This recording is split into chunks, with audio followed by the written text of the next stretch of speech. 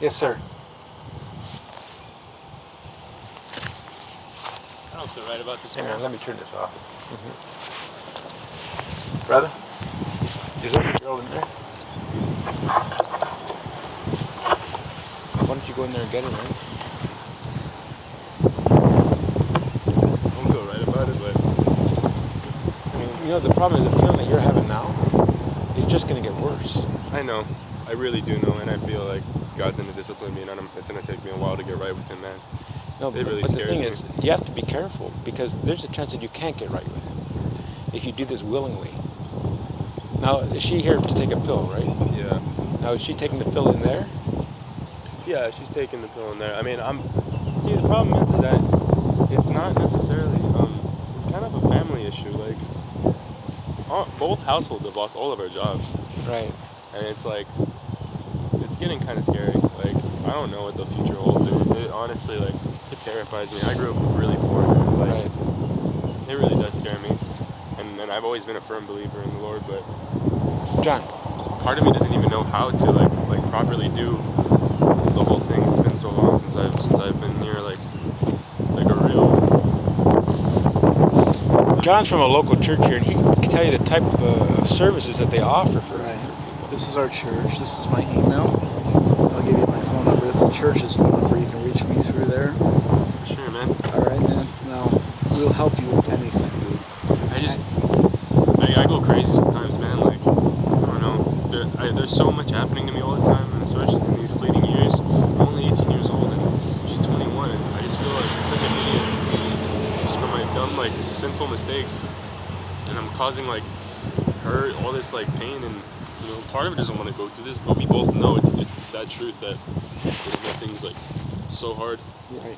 And her mom, like, my dad especially, he doesn't want it, and, like, I know that if I do have it, like, everyone will be just so disappointed in me, and if I don't, everyone will be so disappointed in me. But here's the thing. There's another option, and the other option is adoption. We have somebody who can do that. Look, if it doesn't go through, of course, if it comes out, like, what I'm saying, if there's a chance that the baby still lives, like, I'm there for it. Of course, I've never been the one to, like, you know. Is she in there for a appointment? Is it a free appointment, or is today the day? Today's the day for the pill, and she's like concrete under the decision. Sorry, it's cold. Well, I know. Is there any chance you can get her to come out and talk to me? I don't think so. Not Abby. No, not her. It's worth a try, man. It's your son and your daughter. I can't do it. I feel like my ignorance now is gonna make me meet God someday in my life when I'm still alive, and He's gonna put me to a task. I feel like well, I'll tell you what. Task, and He's really going to make me suffer, and if I don't complete this task, I feel like it's. Here's the task. Right now, the only task you've got is to try to save the life of your son and your daughter. It's worth a try, dude. Think about this. I got a 3-year-old at home. When I come home from work or whatever, or being out here, she'll come running up to me and say, "Daddy, I love you." And she hugs me. It's worth it, dude. It's worth the sacrifice. Any sacrifice will help you. I promise. You guys probably have 401ks and stuff, like, you know. Dude, I'm like on welfare. I'm like one step away from welfare, dude. I'm nothing, and I can help you. The thing is, you say that those people are going to be disappointed in you if you have the baby. You know what the thing is? Those are the people who are going to be bouncing your child on their knee with a big smile on their face. You think they're going to be disappointed? They don't like the inconvenience now. But if you have that baby, a grandchild of those people, they're going to be bouncing that child on their knee. Guys, I'm 18. My dad's like 36. And he will be bouncing your child on his knee. And he'll love that baby, man. I know it doesn't He'll be teaching that baby how to ride a bike. It's so much pressure from. He might be disappointed with you now, but when you have that baby, you think your parents aren't going to come around? But that's not the main issue. The main issue is that what you're doing is an abomination to God. Right.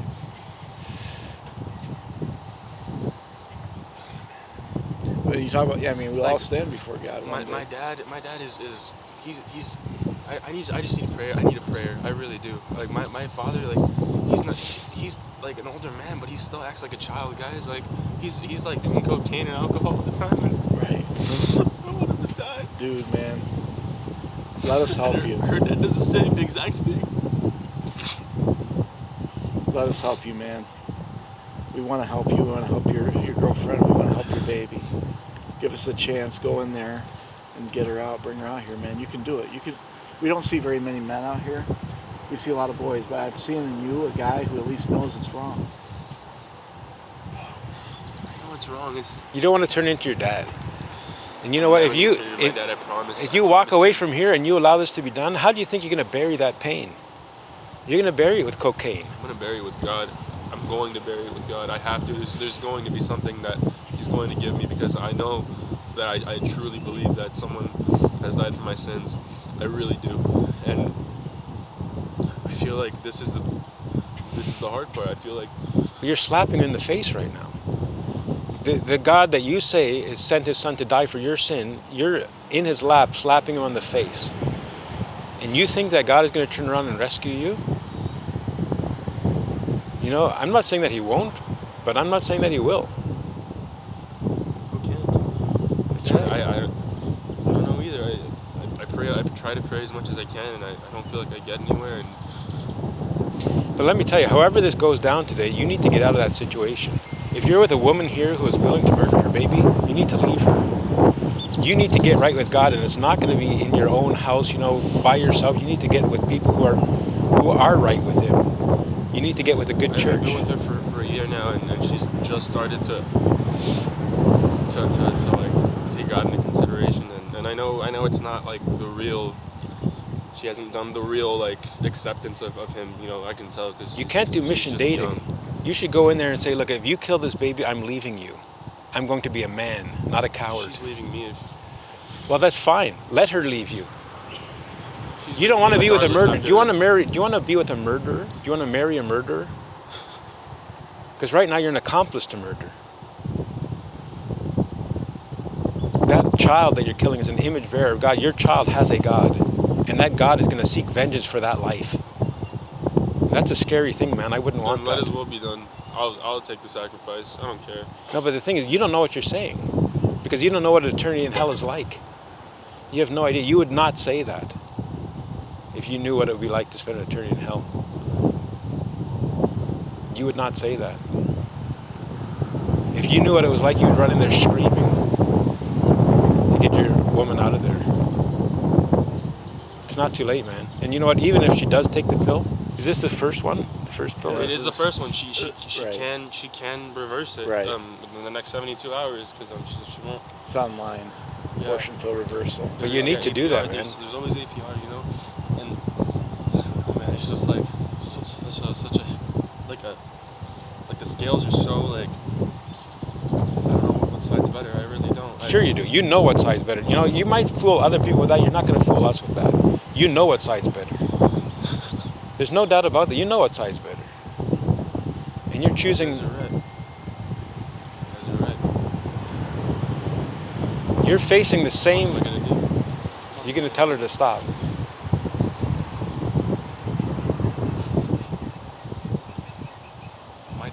My dad's girlfriend would leave him if she found out that like I'm gonna put this on them, and You don't have to put it You on don't have them. to put it on, man. We'll help you, dude. We will help. That's legit. Before, during, and after, man. We will step in and help. Whatever you need, we will take care of it. If you need a place to go, we'll find it. It's all of it, dude. All of it. Whatever you need. That's why we do this. What's your name?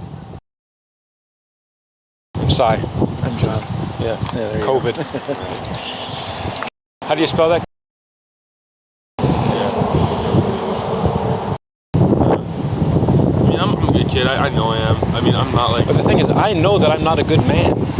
So you can say you're a good kid, but you're fooling yourself, because I'm not a good man. I deserve hell and death just as much as you do. I feel this exact same way. Part of me thinks, and actually part of me knows that all sin is equal. Well, it's equal in God's eye. There are degrees of sin. Like a murder is worse than a white lie, but they make us all equally undeserving of the grace of God. See, the difference between us and unbelievers is not that we know that God exists, that we're better. The difference is that we're going to heaven, although we don't deserve it. Right. We all deserve hell. The difference is that we're going and we don't deserve it. Right. And we want that the for you. song Scarlet Begonias I don't know it. No, sorry. from the Grateful Dead. Oh, no, I'm not much of it. I don't know, man. I don't know. We've talked about it, you know. We both know, like, we think we're making a mistake, but the pressure is unbearable from our sides of the family. Like, both of them know that, like, in a time like this, in a time of crisis, like, no one's got jobs, like. That's not an excuse. You just heard my friend John here say that he will take care. The church will take care of that baby. That's not an excuse. So you're just using that as an excuse. I don't even live here. I'd have to find some other church. But then we can help you with that. I'm from downtown Dallas. We can help. We got connections all over the country. We got people that care all over the country, all over the world, who will help, will pitch in and help, man. I promise you. I promise you. We'll take care of it. Look, you're in a bad situation to begin with. You know it. You just told us about it. You need to get out of it anyway. So get out of it with your child intact and let us help you. The problem is, if you feel at all comfortable about what you're doing ever, that's God handing you over to Satan. Because that's what it says in the book of Romans, that he hands people over to their sin. And now you might come out here the next girlfriend you get, or she gets pregnant again, and you're standing out here, and now now you give us the finger or something. You came out here today because God is working on your heart. Right.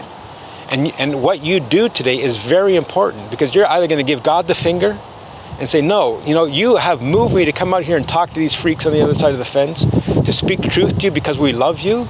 Now what you do is very important, because God has come here to speak to you today through us. And the decision that you make with that is either to say, God, I'm going to give God the finger, turn around, I'm going to do it anyways. Or you say, no, I'm going to listen to you, God. Today is the day that you came to me. You sent some people here to me today because you love me. And what I'm going to do with that is very important here today. And if you walk away from here with your heart hardened, I fear for your soul. It's not a mistake that we came here today. This place is supposed to be closed, and we still come out here today so we can love on people like you, because we love you. Your father might not love you, his girlfriend might not love you, but we love you. We want to see you in heaven with your child. My father's like, it's so ironic. Like, you'd think that's like a father would have more of like a conservative like sense of like just decency, but like this guy, man, I swear, like he acts like he's 18 sometimes. He acts like he acts like he's my buddy, like my bar buddy, like, and it's funny, like I swear when I first moved to Dallas, like I was like having beers with my dad and like never did cocaine, but I smoked weed and all, and it just like now more than ever I feel like something's not right there, like. But that's not your problem. That's not your problem today. If you had a 1-year-old and you killed it, what would your father think of you? I think he's the one who told me you're not having a baby. But if your baby was 1 year old, you had the baby and you killed it, your father would think you're a murderer. Why doesn't your father think you're a murderer now?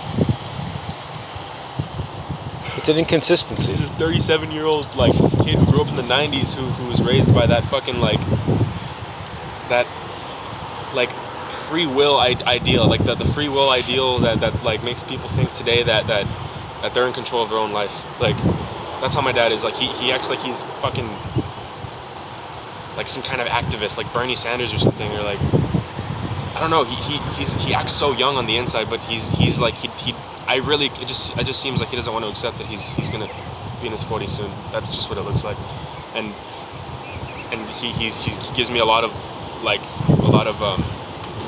not good ideas, regardless if it's not good with God or if it's not good in general. Like, I just always feel like you can break the chain, man.